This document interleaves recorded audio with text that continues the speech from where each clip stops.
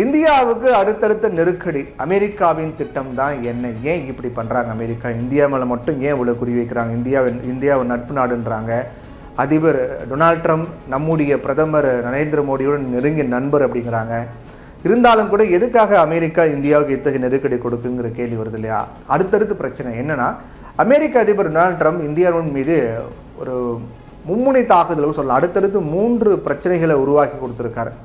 முதல்ல ஈரானுடைய சாபஹார் துறைமுகத்துக்கான தடையை நீக்க முடிவை ரத்து பண்ணார். அந்த துறைமுகத்துக்கான தடையை நீக்க முடிவை ரத்து பண்ணுறாரு. அப்புறம் கொஞ்ச நாளுக்கு அப்புறம் என்ன சொல்கிறாரு, அப்படி என்ன பண்ணார்னா, இந்தியாவிலிருந்து அமெரிக்காவுக்கு ஏற்றுமதியாகக்கூடிய பொருட்களுக்கு 50% வரி, 25 + 25 பரஸ்பர வரிங்கிற அடிப்படையிலும் 25 ரஷ்யாவோட வர்த்தகம் மேற்கொள்கிறோம் அப்படிங்கிறதுக்காக அப்படின்னு 50% வரி விதித்தார். இப்போ அதை தொடர்ந்து என்ன பண்ணியிருக்காரு, நம்முடைய ஐடி ஊழியர்களுக்கு நெருக்கடி கொடுக்கக்கூடிய வகையில் இப்போது H1B விசா கட்டணத்தை அதிகப்படுத்தி கிட்டத்தட்ட திட்டத்தை முடக்கியிருக்காரு அப்படின்னு கூட எடுத்துக்கலாம். இது இந்தியாவுடைய பொருளாதார மற்றும் ராஜதந்திர உறவுகளுக்கு பெரும் பின்னடைவாக கருதப்படுது. அமெரிக்காவுக்கும் இந்தியாவுக்கும் இடையிலான உறவுகள் ஏற்பட்டிருக்கக்கூடிய இந்த விரிசல் பாகிஸ்தானுக்கும் சாதகமாக மாறியிருக்கிறதா மிக முக்கியமாக பார்க்க வேண்டியதாக இருக்குது. சவுதி அரேபியாவோட பாகிஸ்தான் மேற்கொண்டிருக்கக்கூடிய ஒப்பந்தம் இந்தியாவுக்கு ஒரு பெரிய சிக்கலாக மாறும் அப்படின்னும் எதிர்பார்க்கப்படுது. இதையடுத்து இந்த நிகழ்வை உன்னிப்பாக கண்காணித்து வருவதாகவும், இந்தியாவின் தேசிய நலன்களை பாதுகாக்கும் எல்லா துறைகளும் விரிவான தேசிய பாதுகாப்பை உறுதிப்படுத்தவும் தேவையான எல்லா நடவடிக்கைகளும் எடுக்கும் அப்படின்னு மத்திய அரசு தெரிவிச்சிருக்காங்க. இப்போ பிராந்திய மற்றும் உலக அமைதிக்கு அச்சுறுத்தலாக இருக்கக்கூடிய பயங்கரவாத அமைப்புகளை கட்டுப்படுத்துவதில் பாகிஸ்தான் தொடர்ந்து வெற்றி பெறுவதாக அமெரிக்கா குறிப்பிட்றாங்க. பாகிஸ்தானுக்கு சர்டிஃபிகேட் கொடுக்குறாங்க அமெரிக்கா.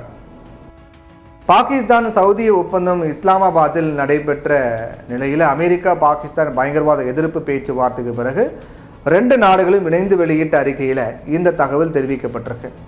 பயங்கரவாதத்தை எதிர்த்து போராடுவதற்கான தங்களுடைய உறுதிப்பாட்டை 2 தரப்பும் மீண்டும் வலியுறுத்துகிறாங்க.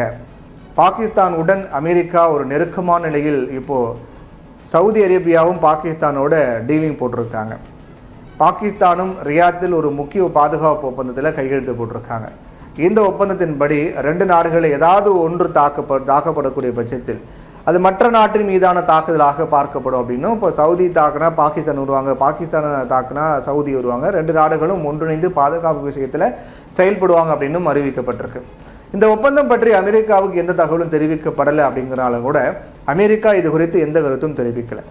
இந்தியாவின் பாதுகாப்பு குறித்து அமெரிக்காவின் அலட்சிய போக்கை காட்டுவதாக அரசியல் விமர்சகர்கள் ஒரு பக்கம் சொல்கிறாங்க, சர்வதேச அரசியல் பேசக்கூடியவங்க. இப்போ H1B விசா திட்டம், வரி விதிப்பு, ஈரானுடைய சாபஹார் துறைமுகத்துக்கான தடையை நீக்க முடிவே ரத்து அப்படின்னு ட்ரம்ப் தொடர்ச்சியாக அடுத்தடுத்து ஒரு 3 தாக்குதல் இந்தியா மேலே தொடுத்திருக்காரு சமீபத்தில் மட்டும். H1B விசா திட்டம் தொடர்பாக ட்ரம்ப் நேரடியாக இந்தியாவை குறிப்பிடல அப்படின்னாலும் இந்த 3 நடவடிக்கைகளும் இந்திய அமெரிக்க உறவுகளின் அடிப்படையே உலுக்கி இருக்குன்னு தான் பார்க்க வேண்டியதாக இருக்குது. கடந்த வாரம் 2 நாட்டு தலைவர்களுக்கிடையே நல்லுறவு ஏற்படும் வகையில் சில போஸ்ட்டுகள்லாம் பரிமாறப்பட்ட நிலையில் இப்போது ஏற்பட்டக்கூடிய இந்த திருப்பம் நிபுணர்களை வியப்பில் ஆத்திருக்கு அப்படின்னு கூட நம்ம சொல்லலாம். இந்த திருப்பங்கிறது எதிர்பாராத ஒரு இந்தியாவுக்கு அமெரிக்கா கொடுக்கும் நெருக்கடியை தான் பார்க்கப்படுது. ட்ரம்ப் நிர்வாகத்தின் இந்த அணுகுமுறை 2 நாடுகளுக்கு இடையேயான உறவை மீட்டெடுக்கும் முயற்சிகளை கேள்விக்குறியாக்கு. இந்தியா அமெரிக்காவுக்கு மேலும் ஒரு மோசமான செய்தி அப்படின்னும் தேசிய பாதுகாப்பு மற்றும் இந்தோ பசிபிக் ஆய்வாளர் குறிப்பிட்டு பேசுகிறார். அவர் விஷயத்தை குறிப்பிட்டு பேசும்போது டெரெக் கிராஸ்மன் சொல்கிறார், இந்த உறவு சீரடைய வாய்ப்பு குறைவு அப்படின்னும் அவர் குறிப்பிட்டார். H1B விசாவில் விதிக்கப்பட்ட கட்டுப்பாடுகள் வர்த்தக ஒப்பந்தத்தில் இந்தியாவை பணி வைப்பதற்கான ஒரு அழுத்தம் உருவாக்கியிருக்கு அப்படிங்கிறாங்க. வெள்ளை மாளிகையில் உள்வட்டாரங்கள் இந்த 2 விஷயங்களுக்கும் தொடர்பில்லை அப்படின்னும் சொல்கிறாங்க. வெளிநாட்டு நிறுவனங்களும் அமெரிக்காவின் பெரிய தொழில்நுட்ப நிறுவனங்களும் அமெரிக்கர்களுக்கு வேலை வாய்ப்புகளை மறுப்பதாக ட்ரம்பினுடைய குழு தீவிரமாக நம்புகிறாங்க. ட்ரம்ப் இந்த சீர்திருத்தத்தை மேற்கொண்டிருக்கார் அப்படிங்கிறாங்க. இப்போது பியூஷ் கோயலுடைய பயணம், பிரதமர் நரேந்திர மோடி தன்னுடைய அமைச்சரவையில் இருக்கக்கூடிய மிக முக்கிய அமைச்சரான பியூஷ் கோயல் அமெரிக்காவுக்கு அனுப்பியிருக்கார். இப்போ மத்திய வர்த்தக மற்றும் தொழில்துறை அமைச்சர் பியூஷ் கோயல் இந்தியா அமெரிக்க இடையிலான இருதரப்பு வர்த்தக ஒப்பந்தம் குறித்த பேச்சுவார்த்தையை முன்னெடுத்து செல்லக்கூடிய நோக்கில் அமெரிக்காவுக்கு அந்த பயணம் அப்படிங்கிறது முக்கியத்துவம் வாய்ந்ததாக பார்க்கப்படுது. இந்த தகவலை மத்திய அரசினுடைய அதிகாரப்பூர்வ அறிக்கையும் உறுதிப்படுத்துகிறாங்க. முக்கிய சந்திப்பு அப்படின்னு பார்க்கும்போது இந்தியா அமெரிக்கா இடையிலான மோதலை தவிர்க்கும் விதமாக பிரதமர் நரேந்திர மோடி அமைச்சர் பியூஷ் கோயலை அமெரிக்காவுக்கு அனுப்பக்கூடிய திட்டமாக பார்க்கப்படுது. இந்த சந்திப்பின் போது 2 தரப்பினரும் ஒப்பந்தத்தை எட்டுவதற்கான முயற்சிகளை தீவிரப்படுத்த ஒப்புக்கொண்டதாக வர்த்தக மற்றும் தொழில்துறை அமைச்சகம் வெளியிட்ட அறிக்கையில் குறிப்பிடப்பட்டிருக்கு. அமைச்சருடைய இந்த பயணம் கடந்த மே மாதம் வாஷிங்டனில் நடைபெற்ற வர்த்தக பேச்சுவார்த்தையில் தொடர்ச்சியாக அமையுது.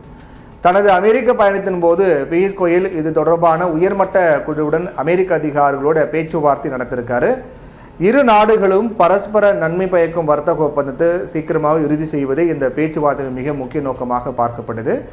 இந்தியாவும் அமெரிக்காவும் மீண்டும் பழையபடி நட்பு நாடுகளாகவும் எந்த பிரச்சனையும் இல்லாமல் செயல்படுமா, இல்லை இதே நிலை எப்படி தொடருமாங்கிறதும் பொறுத்திருந்து பார்க்கணும்.